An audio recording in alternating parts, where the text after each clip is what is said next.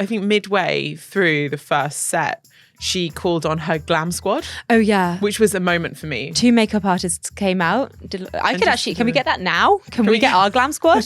Anyone? No? No. We're being abandoned? The producers are just laughing at us. Oh, they're not even looking at us. They're avoiding eye contact. Oh, hello. Where are we going Shall to? we chat Golden Globes? Because I appreciated every single moment of that ceremony. Let's talk. Let's talk. But we're expecting a lot of famous faces to be attending there. Yeah. So it's I heard Kate and William are going to be there. It's not confirmed. We haven't got like a printed out guest list, but kind of what typically happens. How we aren't invited, which is unexpected, honestly. This is a very enriching, chunky section today. Oh, I wow. have lots to talk Big about. billing.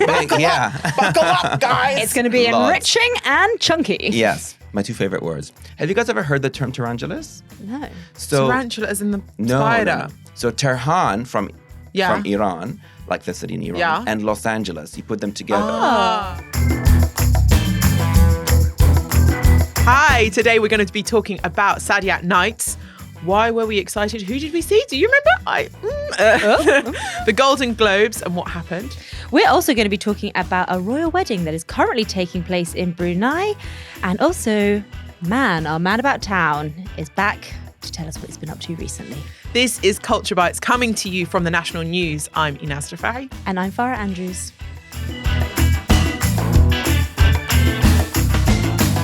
So let's kick it off. We had a school trip. Oh. What a night. What a Saadiyat night. What a Saadiyat Night. So Saadiyat Nights is a Abu Dhabi, Concert series. Which bringing in massive stars, actually quite international stars as well. Yeah. And they kicked off with Mariah Carey. What a way to kick off. I mean, could it get any better? No. Maybe not. Was Maybe they peaked. No, you haven't peaked. No, Saadiyat. You haven't peaked, Saadiyat. So I think we should talk a bit about, we will talk about Mariah because it's impossible not to, but we should talk a bit about the venue because I felt like the venue, Saadiyat Nights, it's very chic. I mean, how many people can say they've been to an intimate Mariah Carey concert? Intimate's obviously a bizarre word, but there were 5,000 people there, I think. That's the number I've been told. It was a hug. It felt like a big hug. It felt like everyone that was there kind of knew each other somehow. somehow. My goodness, everyone there was just such a big fan. Everyone was singing every word. It was... Okay, so I'm jumping ahead. You want to talk about the venue? I want to talk about the venue because... The entrance. Mamshar is a beach, like Seoul Beach, which is really close to where Saadiyat Nights is being held. And we went for supper there before we went to the concert. Yeah, we did. We went for a nice supper. And it was just, they've got different buskers now alongside the beach.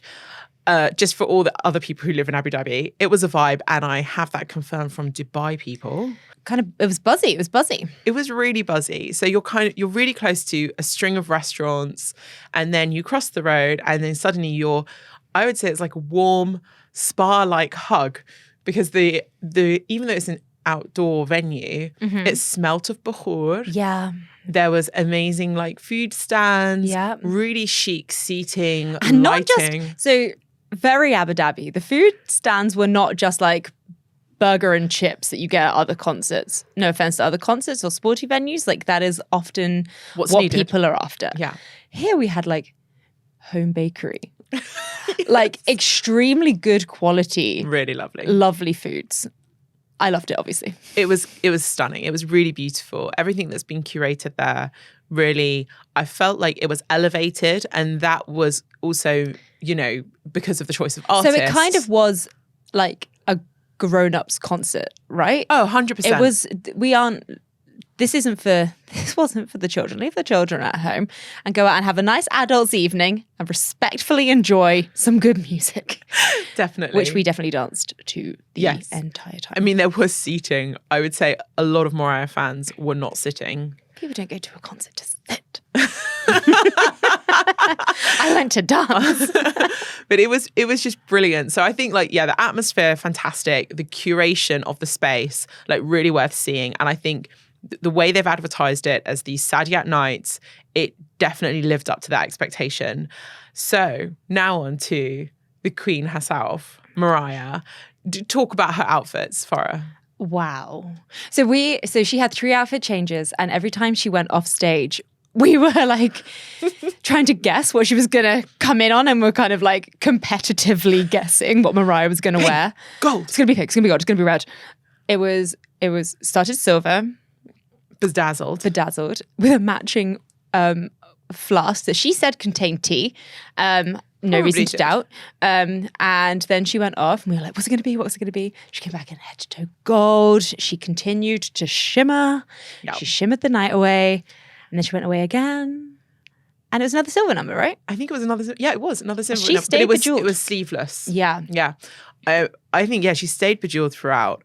I think highlights of Mariah being Mariah with the bedazzled, bejeweled flask. So a bejeweled flask. Which camouflaged into her outfit. Shoes that must have been like a 15 centimeter platform. Stunning. And more diamonds than I've ever seen a single human being wearing at one time. Like her ears, her neck, her wrists were like, whoa. Casual. It was nothing about her was casual. And she also, I think midway through the first set, she called on her glam squad. Oh, yeah. Which was a moment for me. 2 makeup artists came out. Can we get that now? Can we get our glam squad? Anyone? No? No. We're being abandoned? The producers are just laughing at us. Oh, they're not even looking at us. They're avoiding eye contact. So, yeah, Mariah was Mariah in her full glory with a whole host of backup dancers. I heard that she always has the same backup singers. Yeah, that's one of our friends that we were with told us that she's had, I haven't fact checked this. Yeah. But she told us that they've been her singers like OG. They've been through it with her, which I love. Yeah, I really like that. So if you're a really devoted Mariah fan, you're probably as big a fan of them as well, right? And like people will definitely know their names and they'll have a fan base. Oh, that's nice.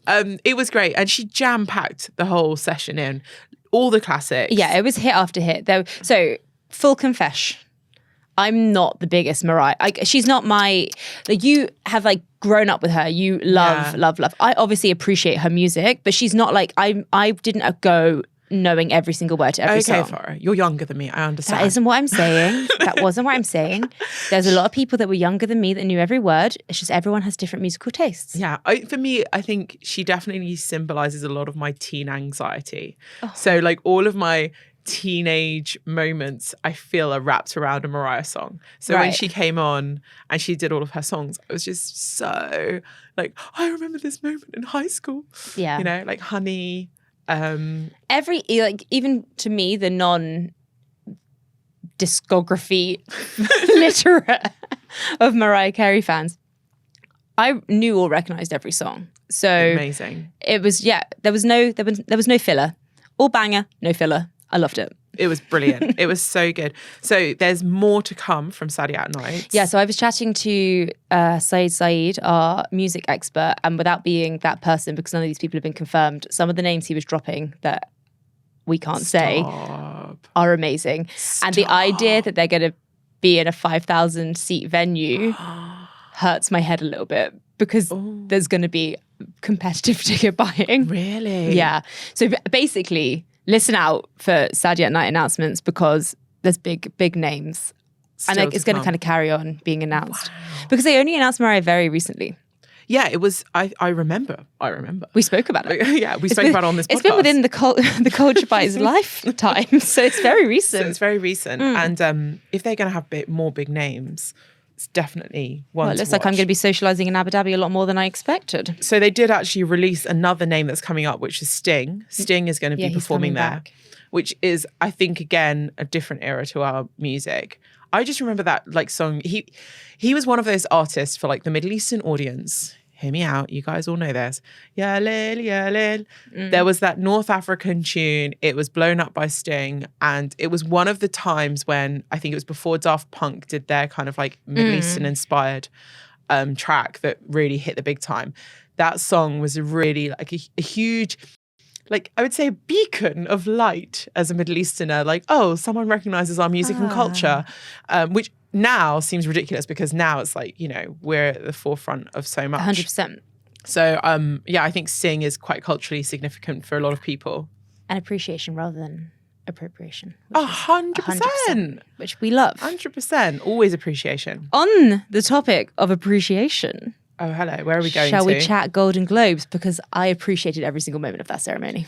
Let's talk. Let's talk. Well, did you stay up to watch it? No, it's very early here.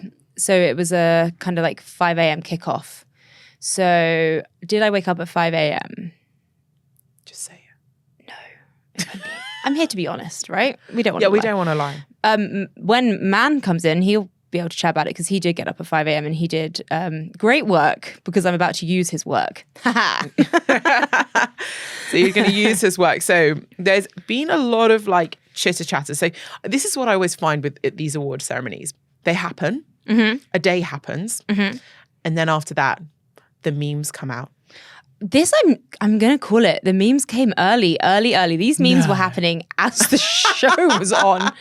So Joe Coy, the I believe Filipino American comedian, he has performed here a lot. He has like a real fan base here. He's done like big shows at the Coca-Cola Arena and I believe the Etihad.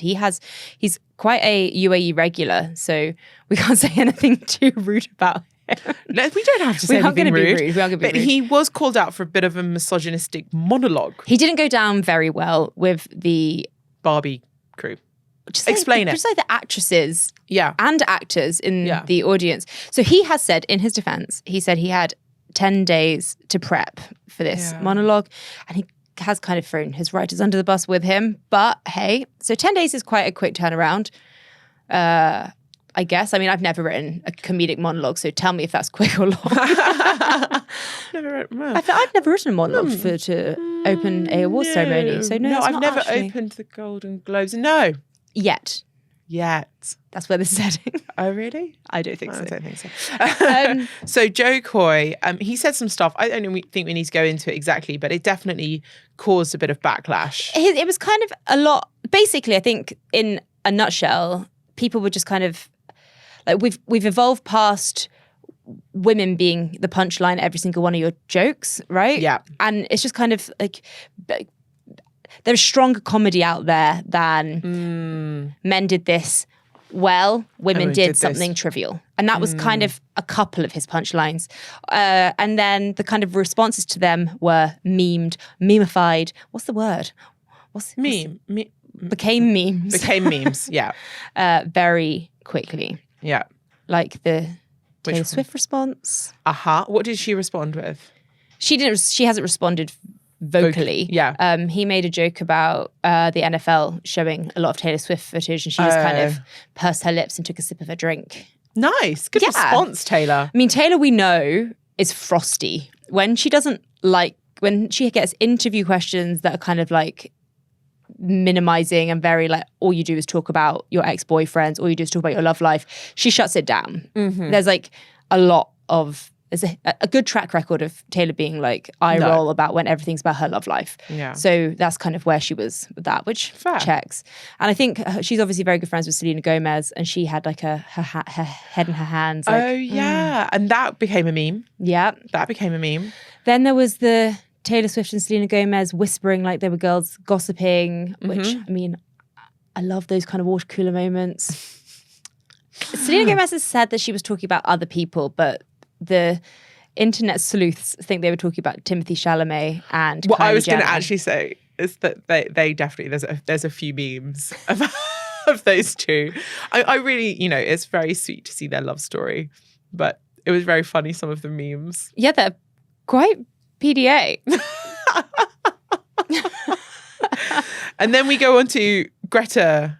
Yeah, so Greta Gerwig. Oh, so do you? Greta Gerwig she's the girl's girl, right? So She's the girl's girl. So if you don't know, she was the director behind Barbie. Yeah. Also one of the writers. I believe. Yeah. She's everything. Steamroll Barbie. She's steamroll Barbie. She is Barbie, but she's also, probably, I think, the most successful female director now since Barbie. Currently, yeah. So really, hats off to her. She's waited a few days and then she's actually responded to some of the things that Joe Coy said. Yeah, so he kind of amped up Oppenheimer and then said that Barbie went up against a film about a doll with breasts. Basically, he pinned them both against each other, which in fairness to him, I just want to say that Joe Coy is just mimicking what everybody else was doing at the time, which was Oppenheimer, Barbie, Barbenheimer, Open Barbie. I don't really agree with you. No. Is this our first argument?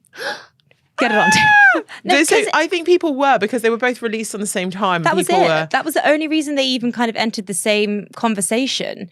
And Barbie had like such an enormous marketing budget that Oppenheimer Never had one. jumped on and did really well off the back of. Yeah. Like, Oppenheimer was always going to be a massive, massive film, no doubt. Like visually spectacular film, Christopher Nolan. 100% built for cinema, completely. But the only reason there was there was even a conversation about Barbie and Oppenheimer in like the same breath is because they came out on the same day. Yeah. If there had been a week between them, it wouldn't have been that. So there was never this like we don't I do it just with love other this- films. I love this like conspiracy theory though, that the marketers were like, we got to put these two things in a and similar then- bracket because it's But it also so does random. make sense because the same two films coming out on the same day, but films are completely like, polar opposites in terms of their content and potentially audience, even though there is Funny. obviously a huge center diagram. Then there's films for everyone to go see on the same day, right? It's just, True. it makes marketing sense. And his joke was, like the Oppenheimer's this like based on a 700 plus word epic about blah, blah, blah, blah, blah, man doing great things, yay, men, versus a film about a doll. Yeah. But no, Plastic that isn't what it was female about. doll. Yeah. Plastic girl doll. Yeah. So it didn't go down too well. So Greta's actually responded, hasn't she? Yeah, and she was a lot more polite than she could have been. She was on BBC Radio 4 and she says She said that he was kind of right, that Barbie was the first mass-produced doll with breasts, so he was right on. And I think so much of the project of the movie is just because it was unlikely because it is about a plastic doll. So she was very polite. she's very polite. Well, she doesn't. The thing is, you don't need to rise to these things when you're Greta. You don't. You're Greta. You're the most successful female director. I think we could say she's one of the most successful directors, full stop. We don't need Yeah, the because Barbie was so female successful. qualifier there. Yeah. Yeah. So hugely successful, young, right? She's young. Yeah. She's younger than Christopher Nolan. Much. And she Oh, she turned 40. They had the big 40th birthday party for her with Ryan Gosling and did like cute things. So she's with Ryan Gosling went to her birthday party. Of course he did. He was Ken. So yeah, well done, Greta. Well done, Golden Globes, for kicking off award season. Yes, so much. So which is the next one that you're excited about? Well, the next one is the Emmys. Okay, It's next the week. Emmys. Monday Yep. night in the US, Tuesday morning here. So We spoke about this. expect us to talk about that on Thursday next week, 1 week today. Okay, so the next thing we're going to talk about is kind of like, this is very different. It So is we're very talking- different. We want to talk about a wedding. And my goodness, do I love a fanfare about a big international royal wedding. We've had such a good run of them recently, Yeah. like the Jordanian one last year, and then we're kicking off 2024 with the Brunei royal wedding. Woohoo! It is the wedding of Prince Abdul Mateen and Anisha Rosnah. So it is happening now. It's the wedding happening. is live. The wedding is live. Right, so it's a very small country, Brunei, Yeah. right? Very rich country, Yes. Muslim country. Muslim country. But we're expecting a lot of famous faces to be attending there. Yeah. So it's I heard Kate and William are going to be there. that, and it's not confirmed. We haven't got like a printed out guest list, but kind of what They haven't typically told happens. How we aren't invited, which is unexpected, honestly. I bet Ryan's going. So it's a 10-day celebration. So it's no small. It isn't going uncelebrated. 10 Yeah. days. Kicked off on January the 7th. Today, what is the date today? The 11th. We're on day 5. Mm-hmm. We're halfway there on the celebrations, and they have already been big. So it's a mix of traditional ceremony, Islamic ceremonies, and modern traditions that kind of make up the different parts of the Beautiful. 10-day. Yeah. So we're kind of, everything is kind of amping up towards the big kind of final banquet, and that's when they're expecting international royals to attend. Rumoured guest list include, as you said, Prince and Princess of Wales, Kate and William, as well as Jordan's Crown Princess Zayn and Princess Rajwa. Ah, see? So we might From see one them. glamorous couple to another glamorous couple to Yeah, even honestly. another couple. I mean, I think, well, looking from the photos, the prince is quite dashing. Right. He looks like a Disney character. Yes. Can I say that? Is that I think you not can allowed? definitely say that. He is He's very dashing. Prince Abdul he has long been one of the world's, I'm not even going to say Asia's, one of the world's most eligible bachelors. So that has been his kind of like pegging in international royal conversation. And now he's crossed off that list. Yep. He is the 4th son and the 10th child of the Sultan of Brunei.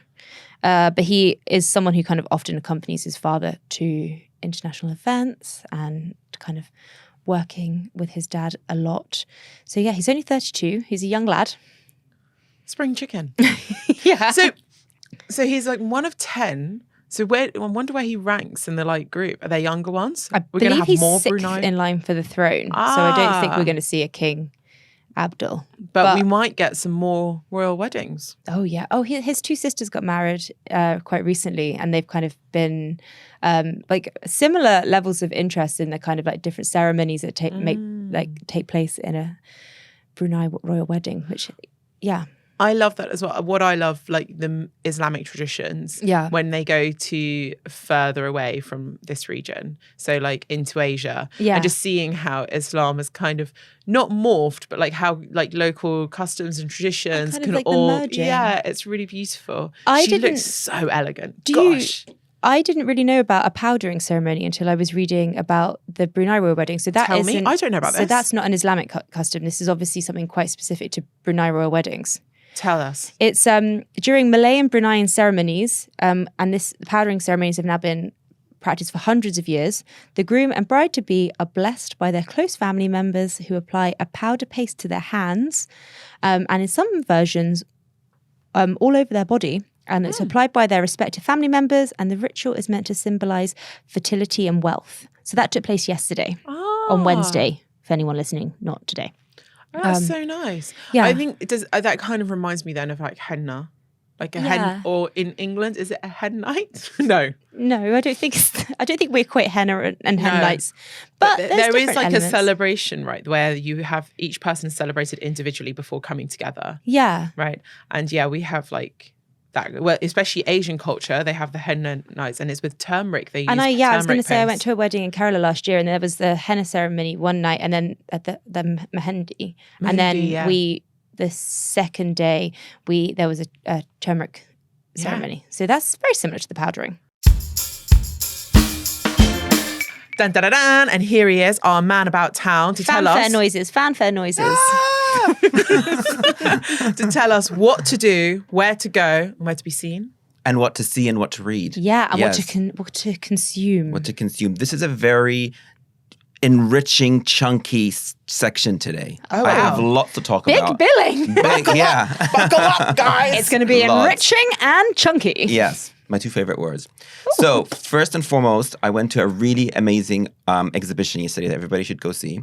It is an Ayyam gallery in Alserkal Avenue. The artist is called Tammam Azzam. He's a Syrian artist. Now, do you guys remember a couple of years ago, there was an image that was going viral connected to the Syrian war, the civil war. It was Gustav Klimt's The Kiss, a very famous painting, on the side of a building that was... Yeah. I think it was like either in Homs or Aleppo. Like I remember Yes. this series. It was really viral. It went really viral. It went really viral. And we were talking about this before because I honestly believed that those were like made by artists on the building. Yeah. They aren't. They're digital artworks by They're this digital. digitals, which is insane. And they're by this artist, Tammam Azzam, and he is a painter, and he was a painter at the time, but he had to flee Syria, and he came to Dubai with his wife and child, and he didn't have a studio, but he felt like he had to create something, and he used in his own words, when I spoke to him yesterday, my laptop became my studio. And it was the first time he experimented with digital art. And he created the series of taking very well-known Western artworks like Gustave Klimt or Henri Matisse's The Dancers, and put them against these buildings that are, been destroyed during the war. And it was really interesting seeing his new exhibition that's now on an Ayyam gallery. It's called Diary. And it is a collection of paintings that he's been working on for the past 5 years, where he is recreating or reconstructing these cityscapes, imagined cityscapes based on some real cityscapes, but they're all sort of semi-destroyed, derelict, and it's a lot of him looking at what's happening in the world today, in the region, and trying to get people to understand what will happen to our cities if what's happening continues. So it's really layered, intense work from a conceptual perspective. But when you look at the actual paintings, they're really, really stunning. Like he uses a mixture of oil paints and collage and paper to create these very balanced like landscapes. And I asked him why he used collage and like gets bits of paper and puts them on, in case nobody knows what collage is. And he had a really interesting answer. He's like, a lot of the time when we're, in war and we're destroying these buildings and these cities, it's all self-destructive. And he's like, the process of cutting paper up is also very like self-destructive. So I thought that was like So really a bit of a interesting. metaphor there. Yeah. So I thought that was really Beautiful. interesting. I Yeah. really loved his artwork. I really love. I can't wait to go to this gallery opening because Is it running for a while? Yes, until the 31st of Feb. Okay, Oh, great! Yeah, so you have quite a while. 31st of 31st or 30th? doesn't exist. No, isn't this- on any month? Okay, 30th of Feb. No, Also doesn't exist. So the 29th of Feb. it is. Exists this year. It's a leap year. Hey! Yeah, it's a leap year. Yes, yes. Sorry. we got there. But what was really cool is that even though that was digital art and this Yeah. is paintings, you can actually see that it's the same artist. You can see it's the same hand, the same style, which I think is always really interesting. So what else is going on, man? What else have we got to not miss? So we are in January, and it's a great time to look forward to what's happening. So we have a lot of great movies and a lot of great books. So we have a story up right now about like a list of the most anticipated movies coming up. I won't say the whole list, but I'll tell you my 3 most favorite ones that Okay. are coming out. The first is The Color Purple. Have you guys seen the original? Yes. Yes. So for I those read of the you, book too. oh yes, for those of you who don't know, it's originally a book by Alice Walker, won the Pulitzer Prize, and then it became a movie in 1985 by Steven Spielberg, starring Whoopi Goldberg and Oprah Winfrey, propelled them all to fame.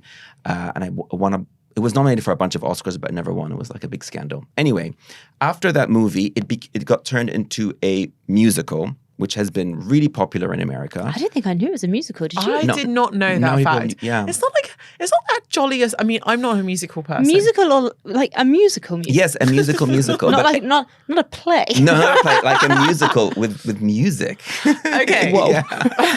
I think because the What a film grand idea. leans towards like very dramatic. It's very melodramatic almost. So there's like music.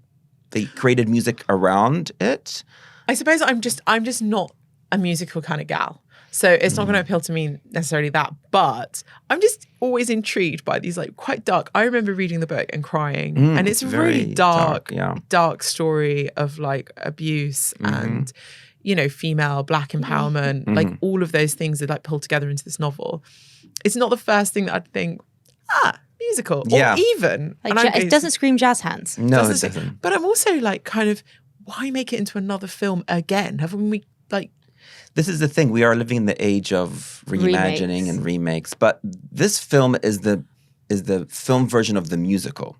So the film has music in it. There's definitely a musical then. Yeah, it's definitely a musical. And it stars, do you guys remember Fantasia, who won like American Idol a couple of years ago? Sure Not a don't. couple of years ago. Like, yeah, you remember her. No, I don't. Oh, Sorry. you don't? I've Okay. never watched American Idol. I know Kelly Clarkson. Anyway, we digress. So it stars Fantasia, stars Taraji P. Henson, and Oprah's a producer. So Oprah was a really big person behind the musical Broadway show as a producer. So it's out this month. It's it's getting a lot of buzz in the U.S. It's a huge American cultural kind of institution, The Color Purple. So that's a movie to look forward to. Then in March is what I'm really looking forward to. We spoke about bad space operas last week. So this is a good space opera. How do you know? Dune. Oh, okay, yeah. Yes, yes, Dune. I want to see that. Yes, I really want to see that. Dune 2. Dune 2. Are they called? sounds really I call kinky. them sci-fis. There's a difference between sci-fi and space opera. So space opera usually is huge and it's epic and it's like you're all across the universe and there's like so many. It's like a Game of Thrones in space, right? But what is a sci-fi? Sci-fi is anything that is about the future and science fiction. So is it like sci-fi's umbrella term? Yes. Space opera is more specific. Ah. So you can have sci-fi horror. You can have sci-fi like Okay, romance. I'm learning. whatever, I'm learning. Yeah. Oh. This is why we come here. Yeah, this to is learn. This is the educational portion for Yeah. us.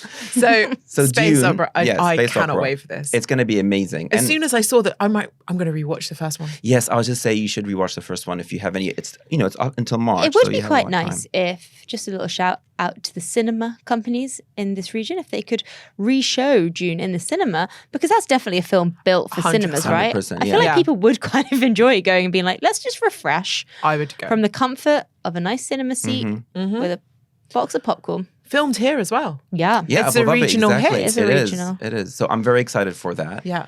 And then September, we have something really cool, Beetlejuice 2. So did you guys watch the first Beetlejuice It really years is ago? just a year of remakes and sequels. It is. It is actually, you're right. So the Beetlejuice 2 is a sequel, not a remake, thank God. And it stars Michael Keaton, who was Beetlejuice in the first one. And it has... Was that Michael Keaton? Yeah. How did I not know that? You probably thought it was Johnny Depp because we all think of like Tim Burton and Johnny Depp as doing everything Yeah, Edward together. Scissorhands and Beetlejuice are a little bit interchangeable in my head. Yeah, I just didn't. He's really talented. he is. And he's one of those actors Hot that take. disappears and then, hot No, but he take. did just disappear, and then he came back in that bird. Bird thing Yeah. that won the... Oh. And that was really good. Yeah. So Beetlejuice, Michael Keaton, Catherine O'Hara, she's coming back, and Winona Ryder. Yeah, so she was in the first one. So she's coming back for the second one. And new additions to that is Monica Bellucci, which I think is really interesting. I wonder who she's love going to her. play.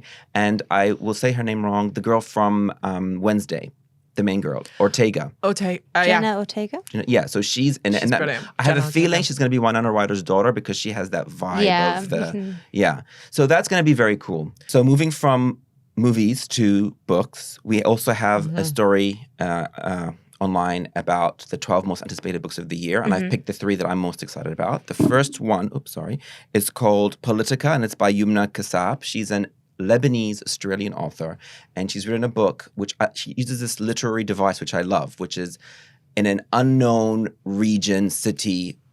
There's never named. There's a group of people who are living through war and revolution, and you see how their lives intersect and how some of them leave and are in diaspora and some of them stay and how their lives change. And what I like about that is that it could be anywhere, anytime, about any group of people. Because she doesn't name a specific place, you don't go in there adding your own sort of preconceived notions. Do you know what I mean? So I think, and I have read her writing before, and she's a really, really great writer, and she writes very complex stories in a very accessible way, which I really enjoy. So I've messaged her. I'm like, can I please get the book early so I can Could she read it come and on do the podcast? it? Huh? Well, she's in Australia. Yeah, if we can organize a here to she's in down Australia. under. Yeah, Lebanese Australian author. So yeah, so that's one I'm looking forward to.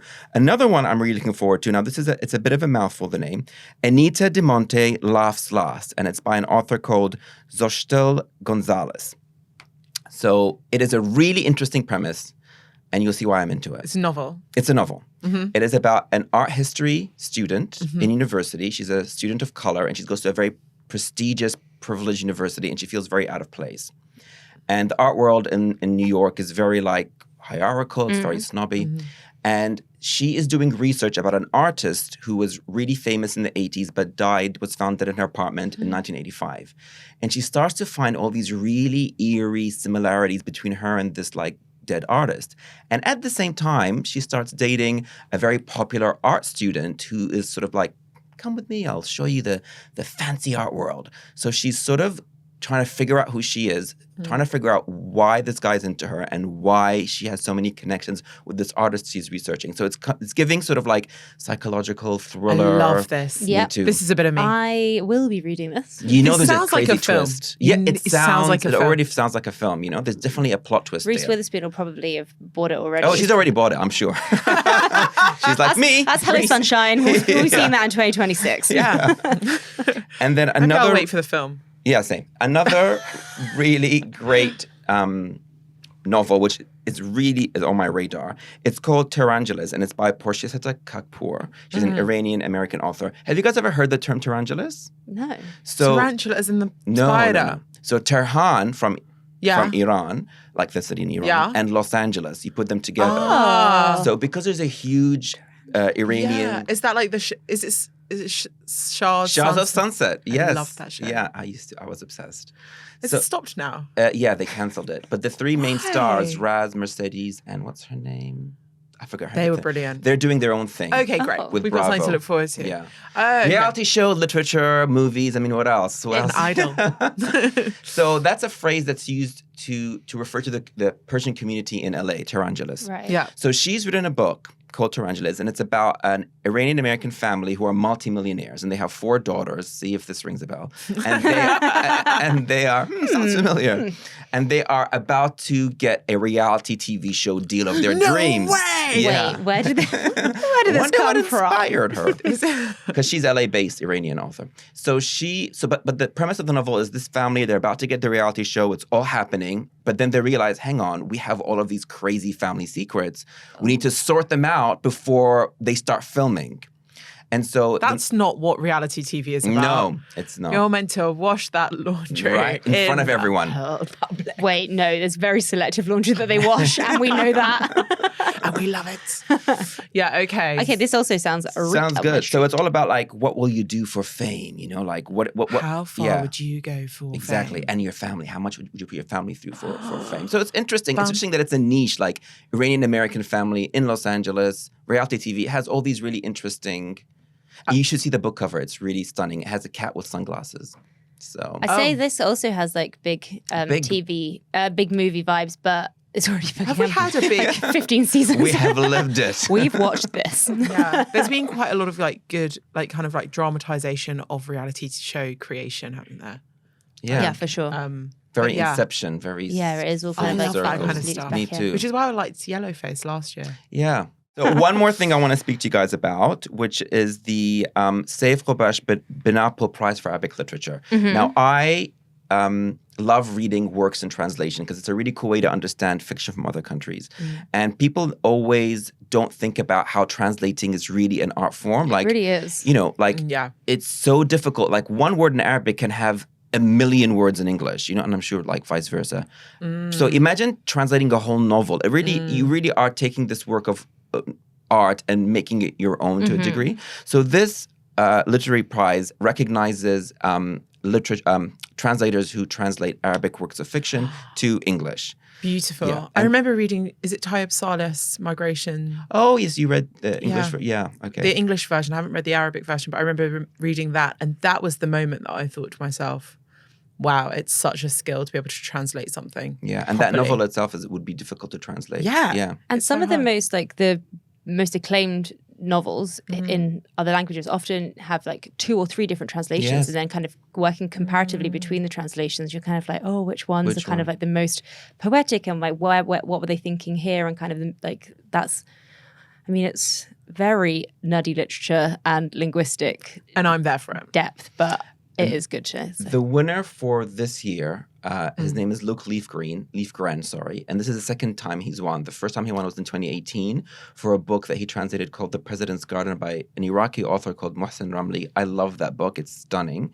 So I'm not shocked that he's won this time around. He's won for his translation of a book called Mr. N by a Lebanese author called Najwa Barakat. And it's a conceptual kind of literary novel about a man who used to be a novelist who escapes to a hotel room because his mind, his psyche isn't right, and he wants to confront his past by writing a novel. And so as he's writing a novel, trying to sort out his memories, he's trying to figure out, and us, the reader, are trying to figure out which part of what he's writing is actually his life and what is parts he's made I up. love a bit yeah. of that. Yeah. So also very thrillery, twisty, mind gamey. Oh, no, We need to we're do, leaving like- this week with like a real reading list. Yeah. I feel gotta like keep up. I know you publish reading lists all the time. Yeah. So maybe Yeah. we should link to one. We in should, the- yeah. in And the and old episode. yeah, I'll yeah. Yeah, We should. let's chat. Let's make that happen. Let's make it happen. My people will talk to My your people. Yeah. Your people. Circle back. Anyway, I've given you guys a headache with all my. This is what's coming up this year. So It's really exciting. I mean, we did start the year with Mariah Carey, and I feel like that has set a bar now for It us. really has. So we've got And I have got, I mean, I don't want to, I'm going to talk about it all the time, but I have got Taylor Swift to look forward to this year, which is going to be quite big for me personally. and Ed hoping- Sheeran's coming, isn't he, next week? Yeah, I'm hoping to go and see Jungle as well. They're going to be in Dubai in a couple of There's weeks. too much to do. There's so much to do. So thank you so much for listening or watching wherever you are. And if you like this episode, please follow and subscribe on your choice of podcasting app and tell all your friends and family. Thank you so much. Bye. Bye.